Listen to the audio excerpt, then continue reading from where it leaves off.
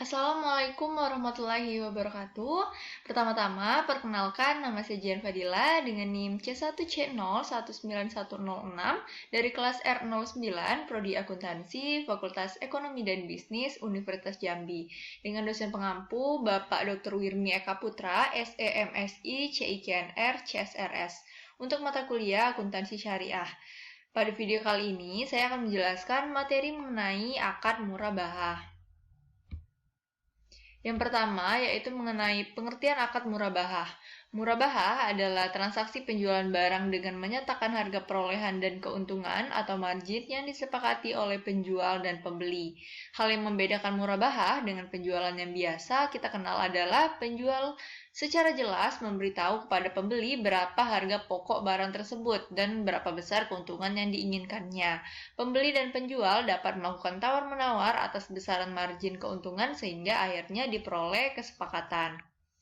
Yang kedua yaitu mengenai jenis akad murabahah, di mana di sini terbagi menjadi dua. Yang pertama ada murabahah dengan pesanan atau murabahah to the purchase order. Dalam murabahah jenis ini, penjual melakukan pembelian barang setelah ada pemesanan dari pembeli. Dan yang kedua adalah murabahah tanpa pesanan. Murabahah jenis ini bersifat tidak mengikat. Kemudian mengenai dasar syariah. Untuk sumber hukum akad murabahah di sini ada Al-Quran dan hadis. Dan untuk rukun dan ketentuan syariah akad murabahah dapat dibagi menjadi tiga. Yang pertama ada pelaku, kemudian objek jual beli, ijab qabul atau serah terima. Selanjutnya mengenai perlakuan akuntansi PSAK 102. Pernyataan Standar Akuntansi Keuangan 102 atau Akuntansi Murabahah Benur PSAK 102 dikeluarkan oleh Dewan Standar Akuntansi Keuangan Ikatan Akuntan Indonesia atau yang disingkat dengan DSAKIAI pada 27 Juni 2007.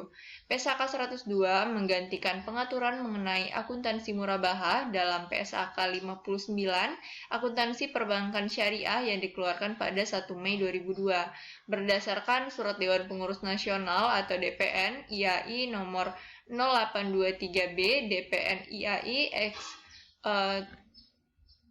11 2013, maka seluruh produk akuntansi syariah yang sebelumnya dikeluarkan oleh DSAKIAI dialihkan kewenangannya kepada Dewan Standar Akuntansi Syariah atau yang disingkat dengan DSASIAI. Setelah pengesahan awal di tahun 2007, PSAK 102 mengalami perubahan sebagai berikut. Yang pertama, pada 13 November 2013, sehubungan dengan keluarnya Fatwa Dewan Syariah Nasional Majelis Ulama Indonesia atau yang disingkat dengan DSN-MUI nomor 84 DSN-MUI 12/2012 tentang metode pengakuan keuntungan tamwil bi al-murabahah atau pembiayaan murabahah di lembaga keuangan syariah. Dan yang kedua, pada tanggal 6 Januari 2016 terkait definisi nilai wajar yang disesuaikan dengan PSAK 68 atau pengukuran nilai wajar, perubahan ini berlaku efektif 1 Januari 2017 secara retrospektif. Selanjutnya, saya akan menjelaskan ilustrasi dari kasus murabahah. Di sini, Tuan Malik berencana membeli mobil Avanza seharga 230 juta. Karena Tuan Malik tidak memiliki uang sejumlah tersebut, Tuan Malik mendatangi Bank Syariah X untuk membeli mobil yang diinginkan.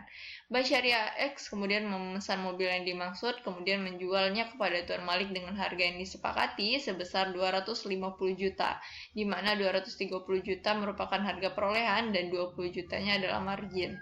Pembayaran dilakukan secara angsuran setiap bulan selama jangka waktu 12 bulan. Dalam pemesanan barang, Bank Syariah dapat mewakilkan atau wakalah kepada pihak lain atau kepada nasabah itu sendiri. Jadi, yang membeli barang adalah Tuan Ahmad atas nama Bank Syariah X, tapi transaksi murabahah baru boleh dilaksanakan jika barang sudah dibeli oleh nasabah. Transaksi ini biasa dikenal dengan murabahah bin wakalah. Jadi bedanya dengan transaksi di bank konvensional adalah di bank konvensional, nasabah meminjam uang, transaksinya pinjam-meminjam dengan keuntungan bunga, sedangkan di bank syariah, nasabah beli barang, transaksinya jual beli barang dengan keuntungan atau margin. sehingga keuntungan langsung diketahui. Keuntungan murabaha langsung diketahui di awal ketika transaksi murabaha disepakati. Berbeda dengan transaksi mudarabah atau murabaha, di mana bagi hasil tidak boleh ditentukan di awal karena harus menunggu hasil usaha nasabah. Kemudian margin fix, keuntungan murabaha sifatnya fix atau certainty atau tetap. Jika sudah disepakati, tidak dapat berubah. Berbeda dengan bagi hasil yang sifatnya tidak tetap atau uncertainty, berubah-ubah menyesuaikan hasil usaha. Resikonya rendah, transaksi murabaha secara kredit adalah transaksi utang piutang yang wajib diselesaikan oleh nasabah.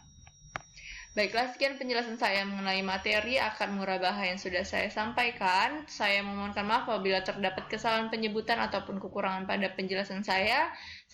Terima kasih sudah menonton. Wassalamualaikum warahmatullahi wabarakatuh.